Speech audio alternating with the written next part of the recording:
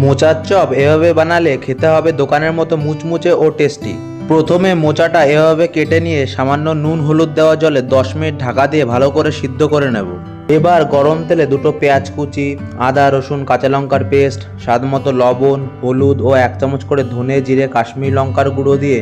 সব মশলাগুলোকে 10 মিনিট ভালো করে কষিয়ে নিয়ে সিদ্ধ করে রাখা মোচা ও সিদ্ধ করে রাখা আলু সঙ্গে 1.5 চামচ চিনি দিয়ে সব কিছুকে আরও 15 মিনিট ভালো করে কষিয়ে শেষে নামানোর আগে গোটা গরম মশলা বাটা দিয়ে 2 মিনিট নাড়াচাড়া করে নামিয়ে মোচা ও আলুর এই পুরটা ঠান্ডা হতে দেব। এরপর একটা পাত্রে 1 বাটি বেসন, হাফ বাটি চালের গুঁড়ো, সামান্য খাই সোডা, স্বাদমতো লবণ, হলুদ ও কাশ্মীরি লঙ্কার গুঁড়ো সবকিছু একসঙ্গে ভালো করে মিশিয়ে অল্প অল্প করে জল দিয়ে না মোটা না পাতলা এমন একটা ব্যাটার বানিয়ে নেব। এবার মোচা ও আলুর পুরটা এমন শেপ বানিয়ে এক এক করে বেসনের ব্যাটার মাখিয়ে গরম তেলে লাল লাল করে উল্টে পাল্টে ভেজে তুলে নিলেই তৈরি এই মুচমুচে ও টেস্টি মোচার চপ।